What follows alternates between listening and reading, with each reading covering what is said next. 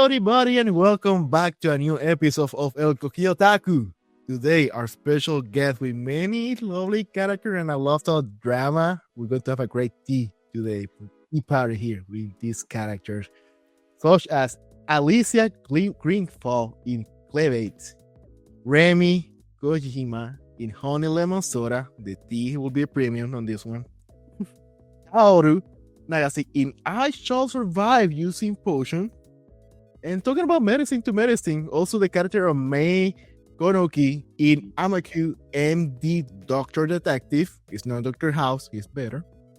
Ursula in Even Given the Wordless Appraiser class, I Am Actually the Strongest. And Ayano Toki in Laid Back Camp. The list is huge, but we have to choose some character we need to leave for next year because there's many more new characters. So today we welcome KATIE WETCH. KATIE, did I say what right your last name? KATIE WETCH? Yeah, I said WETCH. Okay, perfect. Yeah. We spent like 20 minutes and I didn't ask your last name, how to spell it. We're talking about pickleball. It's okay. And everything. So KATIE, welcome. Thank you so much. Thank you for having me. Thank you for letting me be here. And I know you're busy, right? I mean, you have been busy in the last anime season because you have so many main characters with drama involving it. So yeah, we've got a lot of screaming, a lot of emotions. It's very cathartic, honestly. It's great. But I feel like the one that you have right now is kind of a little bit different from the whole class of characters, but it looks super strong. Talking about Alicia Glenfall in Clevates. Yeah. For those who haven't seen this series, how would you describe it? Oh man, I would, in a few words, it's the opposite of gentle parenting. It's similar to like, well, there's a big demon dog, turns into a person. There's a baby, and there's kind of this adventure of discovering humanity, searching for personal identity and kind of meaning when your personal identity is changed or when you feel like your perception around it is changed. It's very action-packed. It's high fantasy. It's there is some, I think, mature material, so I would definitely be advised in that space. There's a lot of stories that I think our director and our cast and our team has handled very, very well. But there's definitely adult themes. There's if you like battles and high intensity fights and things along those lines, you'll definitely find that in there as well. So there's a lot to love for sure. So making it funny when you mentioned that it's kind of mature. When I started podcast or early, I don't know how many years it's been already. We were intended for young adults, maturing technically from 20 to all the way down to anime because. But suddenly now I find out like, the industry is most going to that area. So I don't have to fight. I don't have to work too hard to keep it in this age window because all anime today's day, they're all 18 plus. There are some 15, but when you really watch it, the standard in Asia is not the same standard here in the United States. So probably somebody rated it, they will say, that's mature, while in Asia will be, that's 12. All right. Yeah, and I think this one I think it's the subject matter for sure, dealing around specific characters. Like, it's just definitely one that I think you want to kind of be aware of when it comes to your heart and when it comes to the maturity of topics discussed, because I think they're important to the characters and to the character storylines, but it is definitely one that needed, I think, sort of a gentle hand. And again, like our team has done beautiful jobs. I mean, Celeste, who's in the cast with me as well, brought me to tears, listening to how well she's taking care of her character. So it's definitely, I think the advisory is a good thing for this one, but but it's worth it's worth. These characters are I love them very much, so it's very a great series to watch. Diving into the character, Alicia, when confession, I haven't seen yet the anime, it's on my list to watch. But Alicia is a character which she being the main character, she's not the main save me, help me here. It's the other way around. We see an aggressive, mature, going through a hell character. How do you describe Alicia? Alicia, I would describe I describe her kind of as like she's like part like badass fighter. She's got the eye patch, like heavy duty, going all in. She's a hero. She very much has like strong convictions. She believes what she believes, but then she's got this like, and I think we only see it a couple times so far, but like she's got this like kind of like puppy dog side. She gets excited. She's still young. Like she gets surprised. There's a couple moments where she's like asking to go get her sword and she's like, please let me go. Like she's got this like excitability about her, which I think makes her very human. So I think she's very well-rounded. But something that I really love about Alicia is that we get to explore a lot of like identity themes through her, because at least for like, that's kind of the arc that I've seen through her so far, is this like, she's exploring what it really means to believe the thing that she set out to do, if that makes sense. Like what it actually means to be, in her case, a hero. But it's like, what does it mean to hold that title and that responsibility and the weight that actually carries? So I think she's a very interesting character for sure. What about your experience? Because now you have a character that you go from the more fighting, aggressive, serious. When you have a big list of characters that they used to be more soft. Yeah, it's been really fun. She definitely holds a really strong place in my heart, and I think it's been a challenge, which has been really cool. It's been there's a lot of things in regards to technique that I've really enjoyed learning about. The idea of like she has a lot of like screaming, like she just kind of rips it out. You just got to let it go, which feels great. But I think learning how to do that safely is so important. It's important for you. It's important for your voice. It's important for the session to be able to get things done as you need to get them done.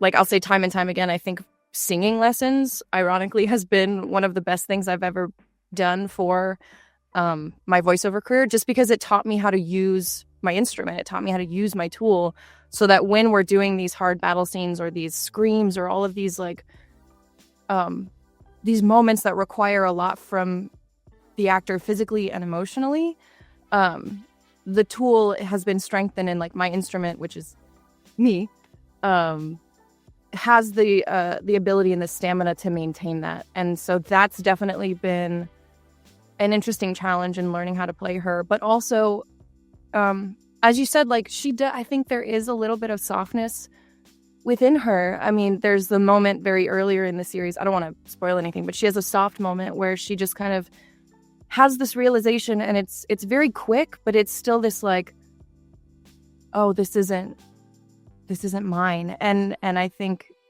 there's her character, there's a lot of room for softness, but I think it's great because then it can be tied into her strength. Like her love and her care and her passion creates these soft moments, but also ties into a strength, and finding the balance between those things has been very fun. And I've had two incredible directors that have guided me and taught me a lot, and really pushed performances. And so that's really cool. And feeling like the directors care and are a part of it is a really big thing. And talking about balance, you have another character which she swing between both areas, between more antagonists and the more antagonists. Talking about Remi Kojima in Honey Lemon Soda, when it was refreshing series. For those who haven't seen this, refreshing, that's the best way to describe it. Series, how do you describe it? I think it's, again, like sort of on theme of like finding your identity, finding who you are, We follow our protagonist as she kind of discovers herself and who she can be and who she wants to be. But it's very slice of life. I would also say that the animation is beautiful. Very cozy, but at the same time, I think there's a lot of depth, there's a lot of emotions. And again, the cast, the director, the team, like really, really brought it. So it's a beautiful watch. Very slice of life. Yeah. On the last episode, I was speaking with Ezra, which she had the character of Serena, which is very, very important character for the T. And we were talking that how much we love this series because for also studying the public system and those who had the experience to the experience of experiment, both of them, which I started private school, then I went to public school. It was very realistic for me. I was like, whoa! So that change with the way we seen it for me was kind of more realistic on a series. That's cool.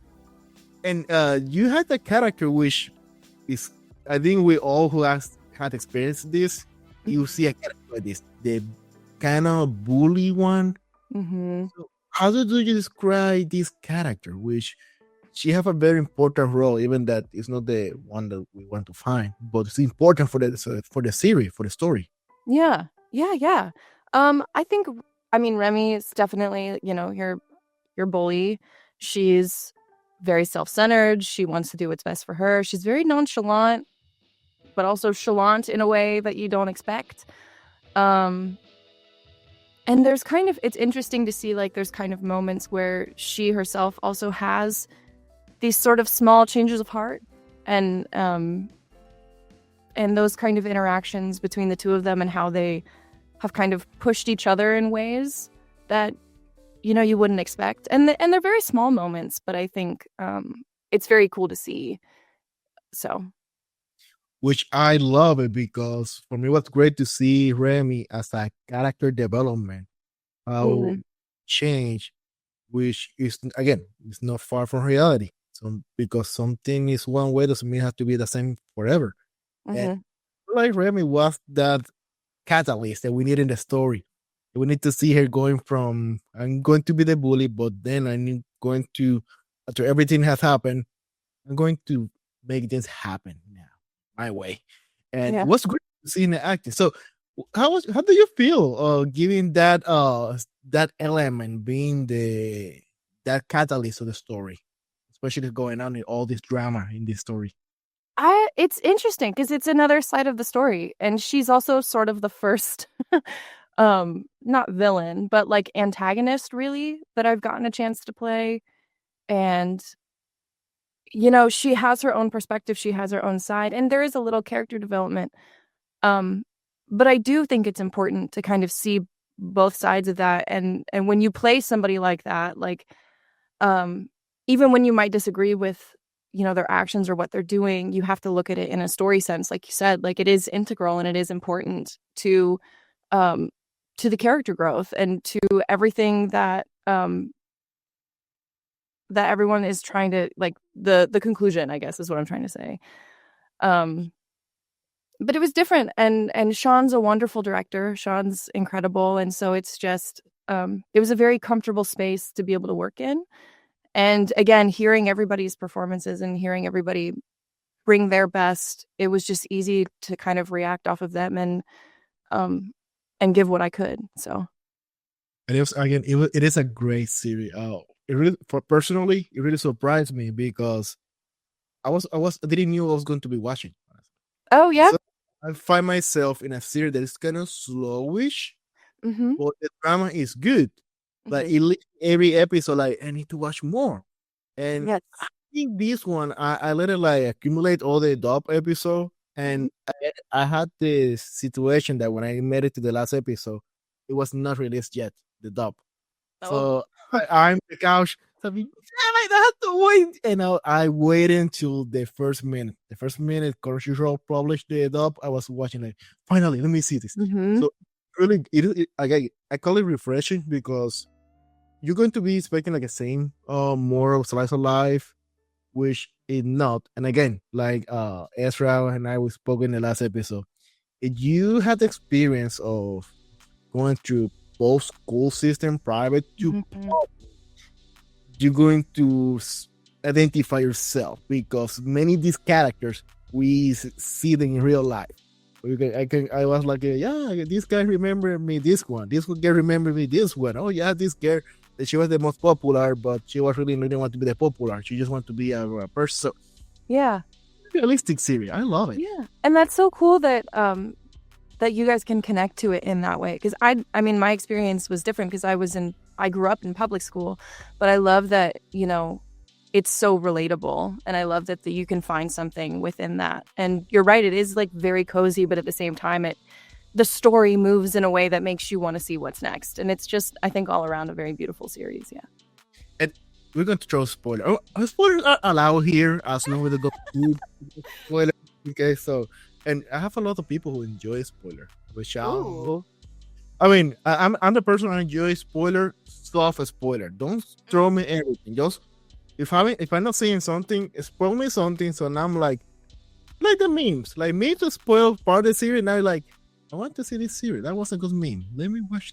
What is this? Yeah. Yeah. I have moments like that too, and then sometimes I'm like, no, I can't know. I can't. Like watching Arcane for the first time, I was like, no, I can't know. But I have definitely found series where I'm like, oh, I wouldn't have known about it if not for a spoiler kind of thing. Yeah. And I think that's why I have a lot of people who love the spoiler. But leaving the part. So that scene when the story guys, of course, our main character, she came from private school to public because she didn't pass some exam. Going to find out the story why. And there's a point where the dad is about to force her to go back to the private school. And that moment when all the friends stood up from the school, I really love it because those were arguments that you will see in public school. People who are more fits on reality compared with private. Now, and this is more personal, but I always say that private school, yes, they have a quality education should be better because people pay for that.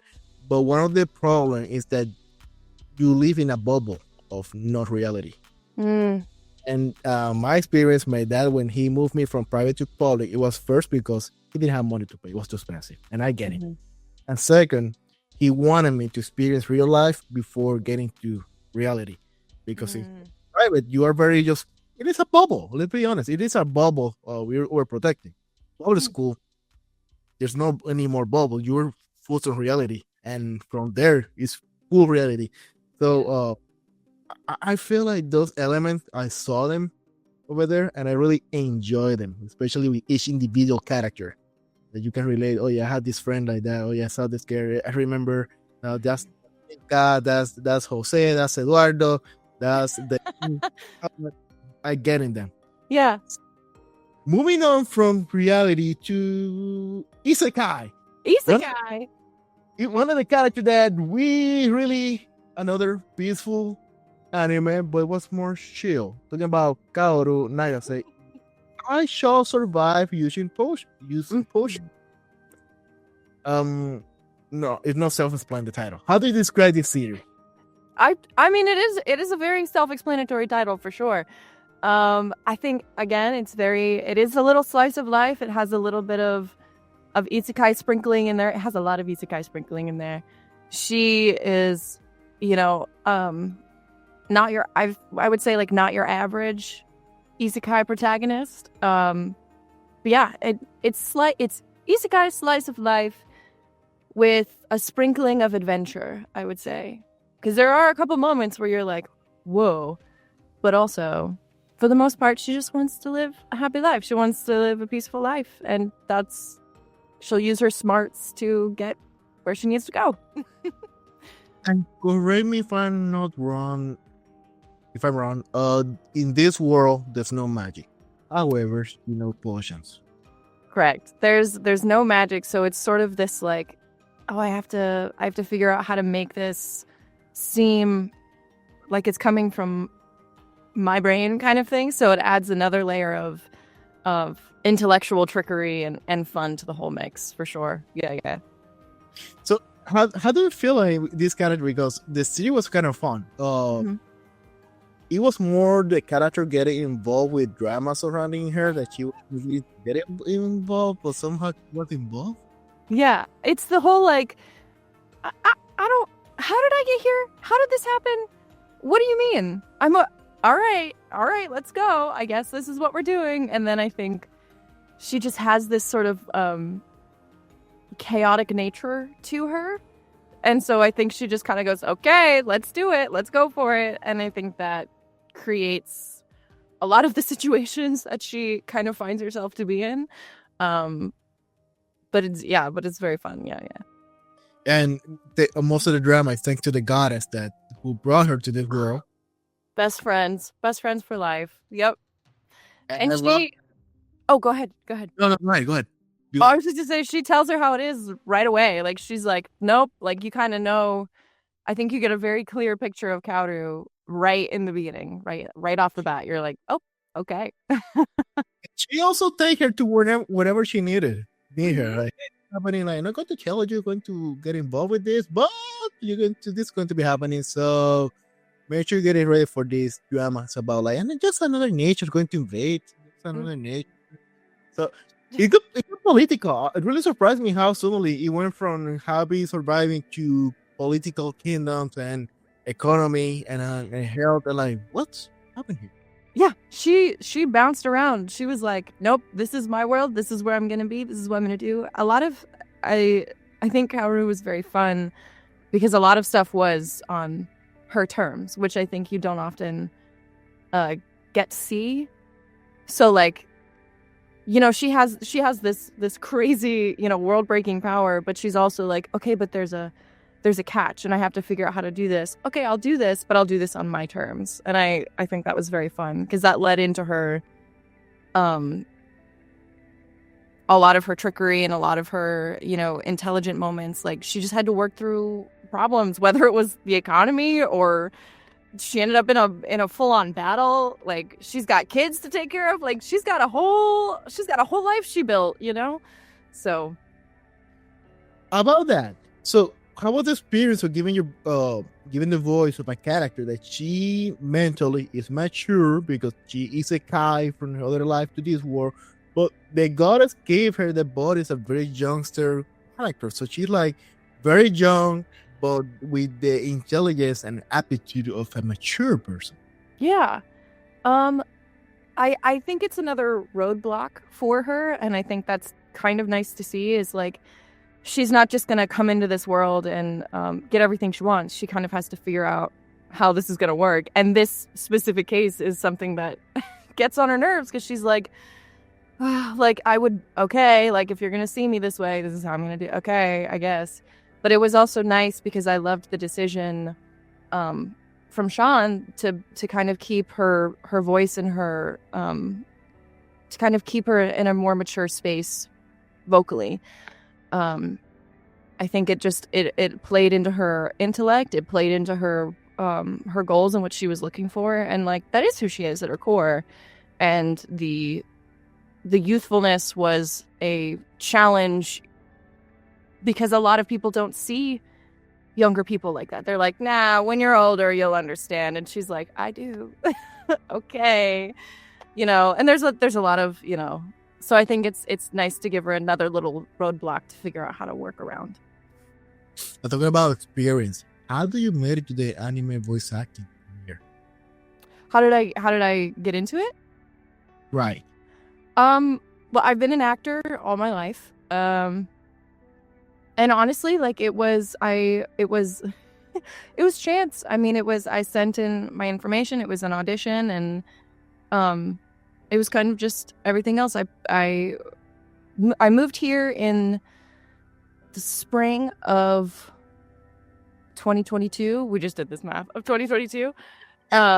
You know, and it takes a while, but I think it's sort of just a natural, I don't want to say natural progression, because it wasn't. There was a lot of, you know, there's a lot of things you have to build and create, but it was an audition, and now we're here. So you went from acting on stage, right? Mm-hmm. to voice acting, do you keep? I guess you keep doing both of them at the same time, right? I do. I think, I try to do anything and everything, film, theater, voiceover, because I think it's all experience and it's all the work I want to do at the end of the day. So it's all I hope to keep a part of my career. So in the part, not about the part of economic or finance, in the part of skills, how do you differentiate the theatrical theater, the acting or theatrical versus the acting as a voice dubbing? I think they kind of intertwine a little bit, and I think it's interesting too because I think in a general sense, acting is acting. Like all of it's acting. It's just about specifying your skills to meet certain criteria. And I think when it comes to theater and dubbing specifically, theater has been incredibly helpful because, you go into auditions and you do things like cold reads. You have to make choices on the fly. You are performing in front of people. Like you have one shot and then you got to go kind of thing. And so that's honestly helped with, adrenaline when you're in new spaces. In specific terms, in regards to dubbing, I do think it's just the ability to make choices. It's the ability to come up with ideas in the minute, because you don't get a lot of prep time. You go in and you work with your team of people and you guys work together to create something in the moment. And I think that idea that you have in theater of creating something in the moment, and granted in theater you have more time, you have rehearsals, you have space to play and explore.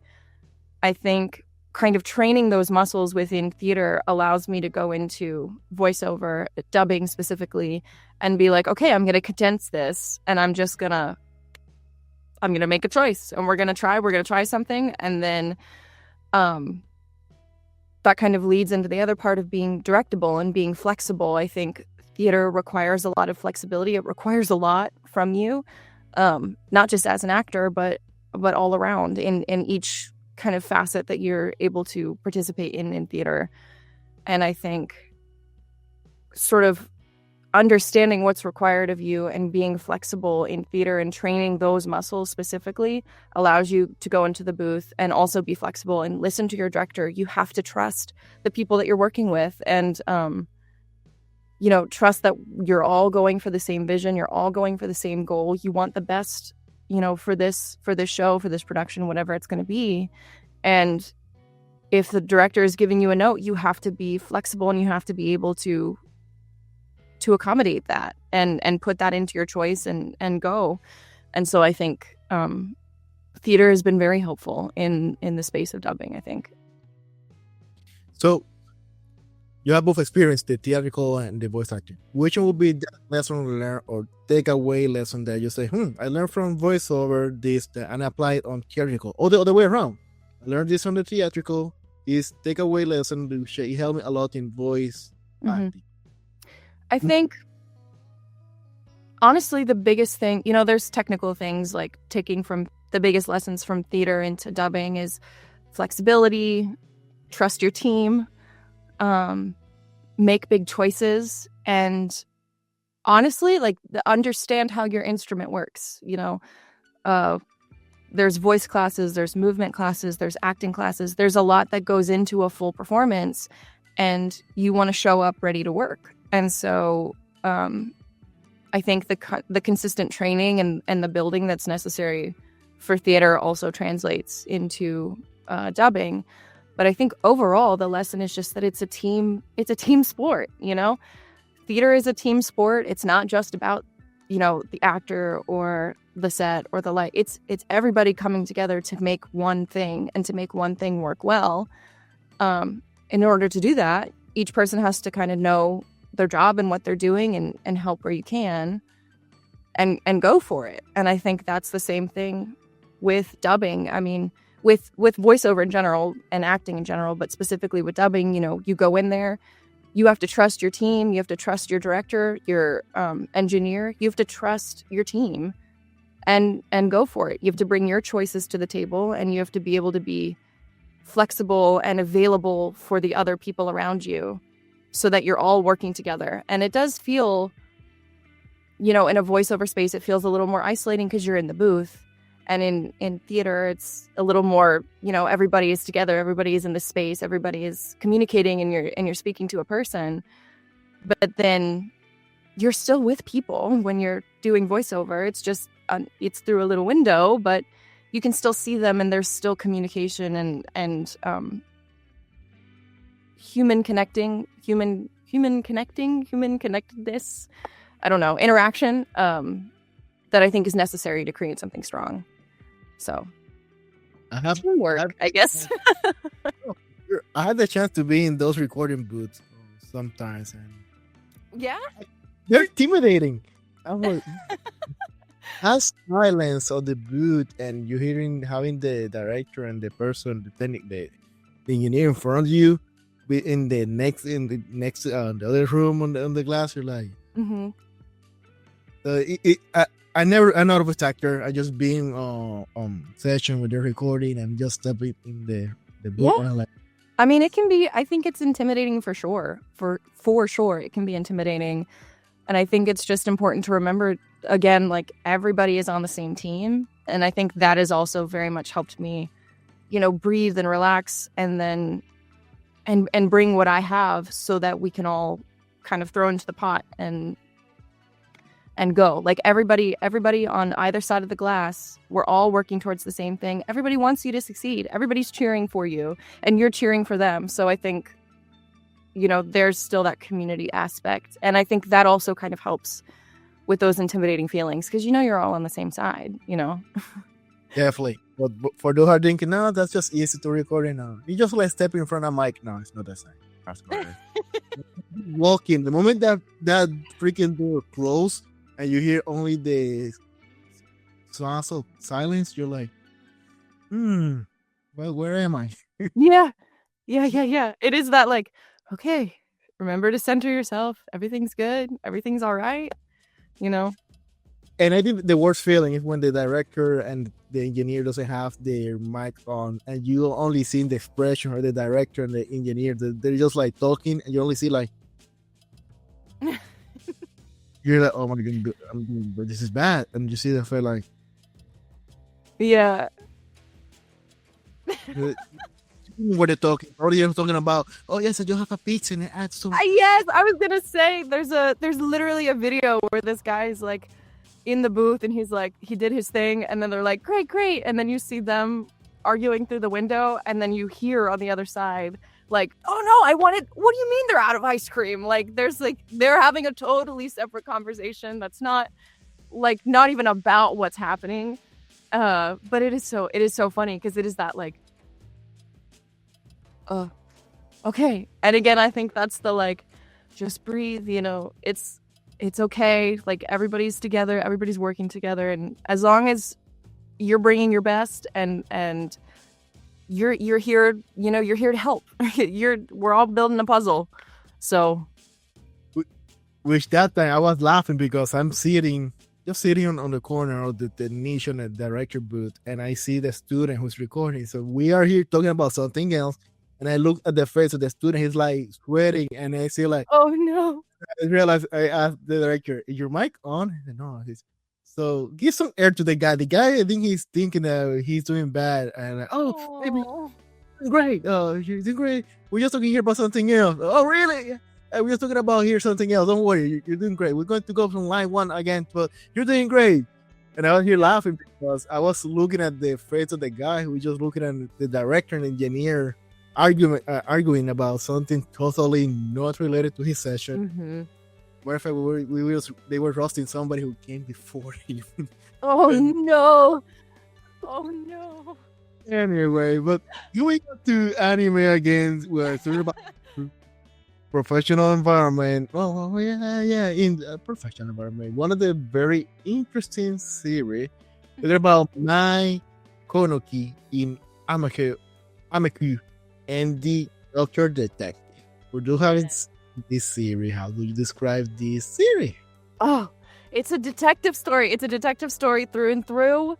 It's a medical drama. Like there's so, oh my gosh, this one was so fun. It's and it was different. Like it was fun to kind of see like you kind of made the joke in the beginning about like House. It was kind of like House, and I was like, yeah, like it like there's medical mysteries, and it's fantastic. It is such a fun, but there's a lot of heart. Again, kind of going back to this theme of just like there's a lot of heart in each of these shows, and oh my gosh, the actress who plays the doctor, it just, there's a beautiful moment again where it's just, you are reminded that like just humanity, you're reminded about humanity, and I think that's really nice. So very fun show, 10 out of 10. How do you describe? Kiara, go ahead. I was gonna say, from a medical standpoint, barring the differences between U.S. and American medicine, I'm just gonna say that it's just been a fun watch. Being like, oh wow, like they're like pretty accurate in terms of the medicine, and when I'm watching it, it's just like, oh well, this is this, and when it turns out to be true, it's like, there it is. Right. So I love like putting it together and being like, I knew it. Like I knew that was gonna happen. And you're like, did you? Yes. So I'm gonna say, I'm just, it's surprising to me that it's so accurate medical wise. So they did do their homework. Yeah, very fun show. I see it every once in a while. It comes up on the screen when we're in the area, and I'm like, oh hey, like very cool. And it's true. Many times, Kiara, she's like, oh, by the way, Kiara's also currently first year resident doctor, and she's like, it's going to be this condition. Suddenly, that condition, and here like, heck, huh? Yeah, but just to have an idea, guys, I'm not a medicine person. I sucks at medicine. I sucks at biology. I was a disaster on biology and all aspects. But one example when Kiara referred about medicine, Asian and American, and Kiara, feel free to correct me if I'm wrong here. One of the best example, the fever, how the standard Asian against American. In America, somebody have fever, medicine doctor try to take the temperature down because you need the approach is like fever is bad, even that body is trying to kill whatever the external agent, we need to take it down. In Asia, it's the other way around. Fever, we need to let the person sweat, so we need to help the fever, but keep it control, but we need to the fever do the job. That's why every time somebody is on fever on the anime, they always cover, they had the blanket to protect the brain, to keep the temperature down on the brain, but it's on blanket so he can sweat the fever. That's why the next. Am I right on that, Kiara? I can't speak to that. I really can't say that's true or not.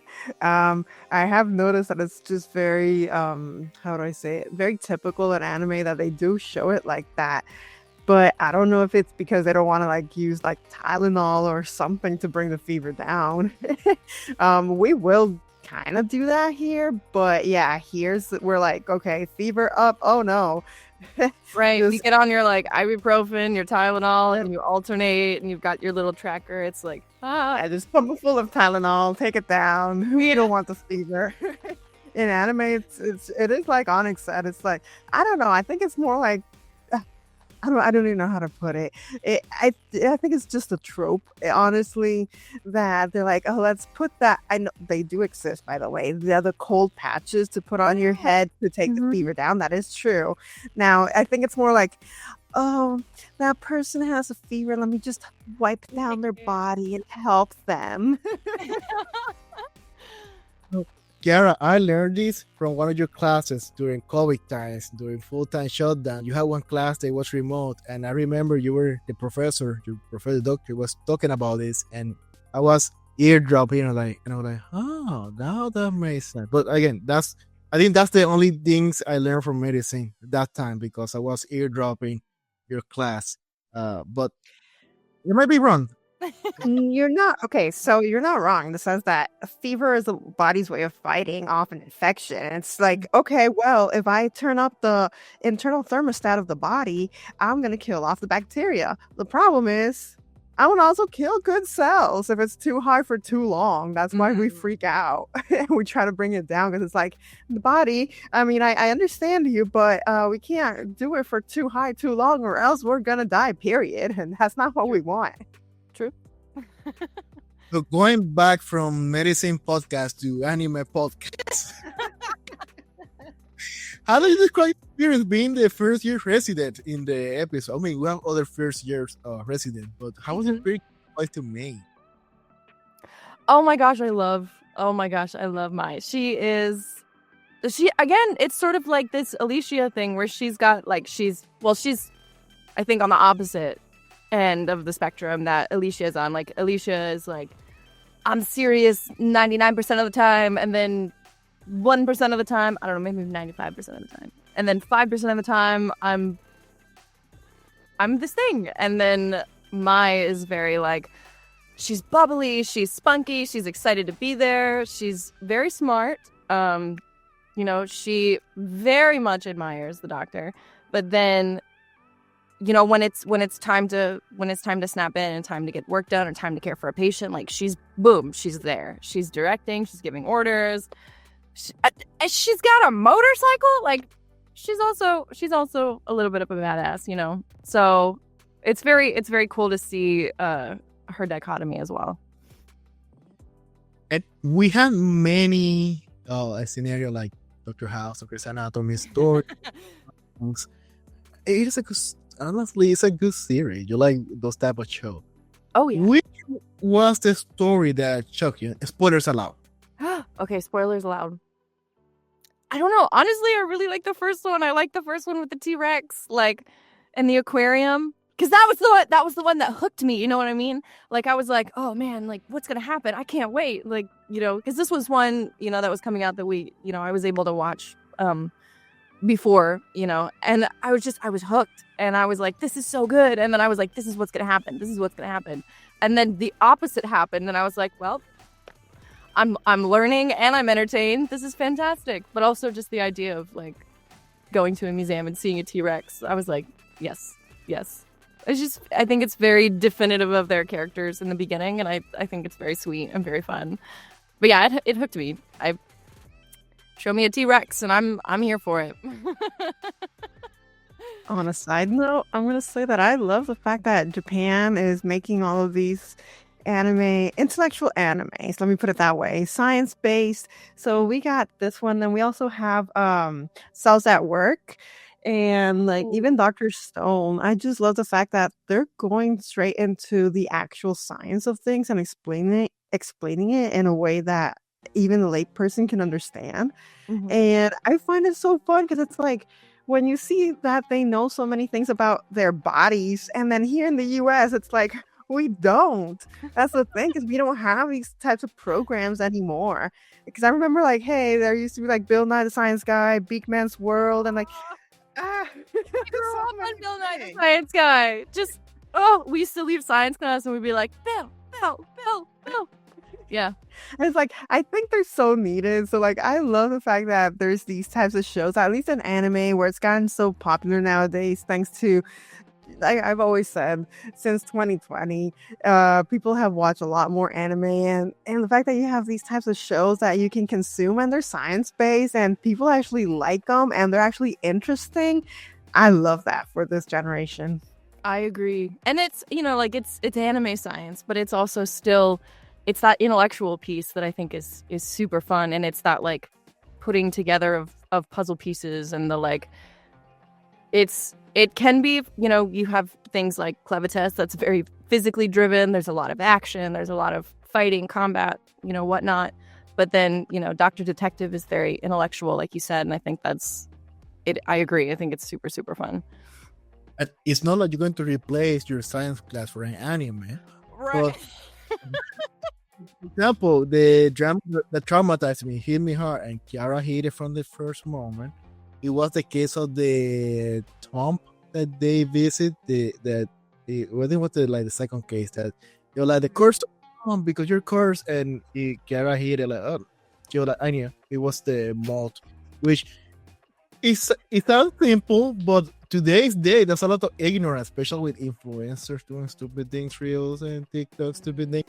You're like, how the heck they're not aware that these such elements are real and people die, really die. So yeah, that one case really hit me hard just because I'm a scary. You know what? Confession. Some of the reason why I don't like biology and medicine is because I hate hospital. I'm afraid of everything. Oh, I'm afraid of getting to sick with everything. I say like that's everything dirty, forest dirty, window, like, And with good reason. very yeah. often Kiara and the other doctor like, hey, you want to call me? Like, no, why not? Yeah. Like, currently, I've been outside the hospital. Yeah. And the moment Kiara make it here, I'm like, hey, Kiara, shoes out.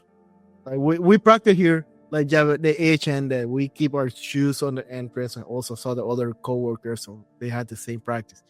So I bought her some shoes, and like, hey, it's easy, Yeah. in the door. Oh. And then come in. I don't like. I'm a scary kind of biology, virus, everything. So. Oh, listen, whenever I have to take like medicine for anything, I'm always like, Brandon, is this gonna be okay? I literally have my doctor in like a text message and being like, is this okay? And he's like, I promise you're fine. I'm like, do you swear? Do you pinky promise that this is fine? And he's like, yes, I promise. But it's a lot, and it's very overwhelming, and there's a lot of reasons for that too. In that part, the other way around. I'm like the memes. This might help you. Take it in. Boom. Like, boom. Yeah. Why are you taking that? Shouldn't that help me? What do you mean? That's not going to help you. But, huh? Yeah. Suddenly, like, oh, Karen, I feel so drowsy. I don't know why I'm so sleepy today. What are you taking? This and this. What the hell are you doing? What do you mean? Yeah. Well. I need to. That should happen. But anyway, leaving that. Not very intellectual part from me.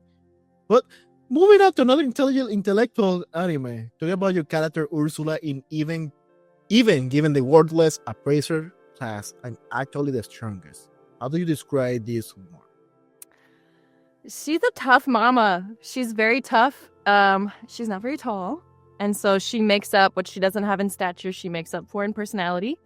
Very protective, she's a mama bear all the way around. So I love her. I think she's fun. But how do you make it? Because Ursula, she is kind of soon to the character, right? Mm-hmm.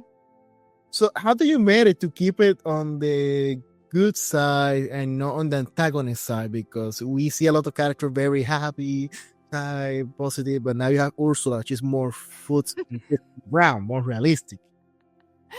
I think it's, again, I feel like this sounds cheesy because I keep saying it, but it's just heart. Like, there's a reason she is gruff. There's a reason that she puts up walls right away, and she's a very protective person at her core, which I think also makes for a very sweet moment, in the middle of the series where she does have you get to see kind of a change of heart from her.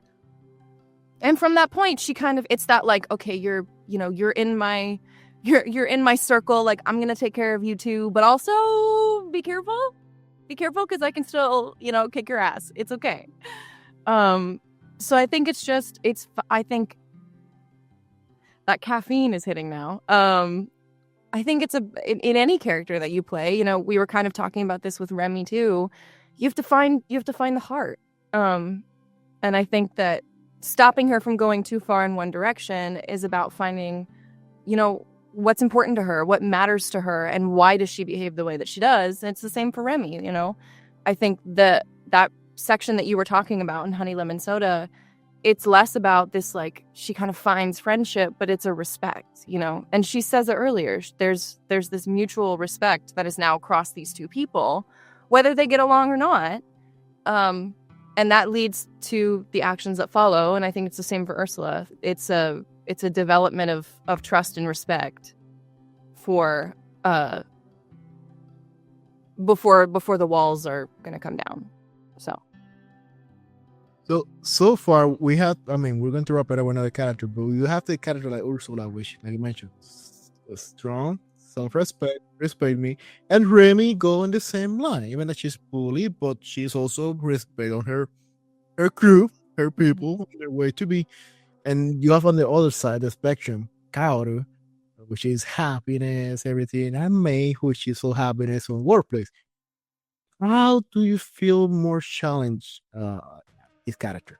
Or keeping the happy aura or keeping the tsundere serious character? Um, ooh.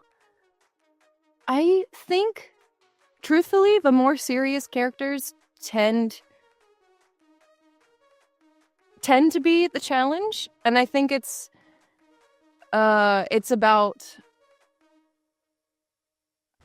I think it is, the more serious characters tend to be challenging, because I do tend to with just the way that my voice is, I tend to go softer. My instinct is not to get rough. My instinct is not to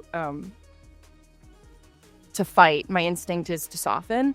And so I'm kind of combating my own instincts in those instances. But I like it because I know that still exists within me. I just have to pull it out. When I say, like, with Alicia, it's like she needs more eye patch. Like, she needs more battle ready, and so I think it's just, I think that is more of a challenge, but it's a fun challenge to know that you have to work towards something. And to cool down the whole character emotion, we need to wrap it up with the character of Ayano Toki in Laid Back Camp. Piece of art, chill, your lo-fi anime series. How do you describe this one? It's literally the most peaceful anime I've ever experienced. I grew up hiking, I grew up in the outdoors and camping with my family, and so it's very nostalgic for me personally, but I think in general it's just like, it's cozy vibes all around. Adventuring, but in adventuring not in the sense of like, oh, we're on a mission to find this thing, but adventuring in the sense of like, let's explore, kind of going back to the intellectual thing, like, let's see what we see out here. They visit real places and they talk about real things, and they have these it's very slice of life, cozy. I mean, I could watch it on repeat forever. And the food all day long. Yes. The food is like just delicious. Like, I would love to find like a laid back camp cookbook. I think that would be, I mean, I'm sure you could make a lot of what's in laid back camp, but yeah, just feel calm, very chill. That is mentionable. There should be one because, but they're great. I mean, that's something I like about anime. You get hungry, even though you just had dinner, you start watching and like, right? Would they feel hungry? Especially with that one, yeah. Oh yeah, it's like, don't go grocery shopping on an empty stomach. Don't watch Laid Back Camp on an empty stomach. Or you're full, get ready to feel hungry because you feel hungry. Yep. And this character, I really love how they use reference of real places, especially when they show picture of the real place where the story takes place, the mountain, the area. It's shocking to see those pictures. Oh my god, like statues they place around. They didn't make it. It's really exists. We should like. I wonder if this place are more tourists now with this series. Right. I don't know, because I was gonna say, it does make me want to explore. It makes me want to travel. It makes me want to see what's out there and learn what I can. But I don't know if it would influence tourism in that way. And I know that things like that are changing because respect needs to be honored, and things really need to be honored, because I think a lot of what we see, it's important and not just a landmark. It's culturally important. It's got a lot of weight in different areas, and I think respect should be a really big part of traveling. And that's, again, something I really like about Laid Back Camp is like, when I was younger, we used to camp and there was this thing called Leave No Trace, and it was sort of like, leave the space better than you found it. And I think that's they kind of do that subconsciously. The characters in laid back camp do, and so I think it's just this sort of natural consideration and respect that I think is very important, not just between people, but between, you know, a person and their space, or a person and someone else's space. Like, I enjoy that a lot. So that's something that I also find out in the mountain bikers culture. Most of them, not going to say everybody, exception. Mountain bikers are very respectful in nature. They help to other people, and they like protect themselves. They portray to say, "Oh no, they're just running. They're running around the trail."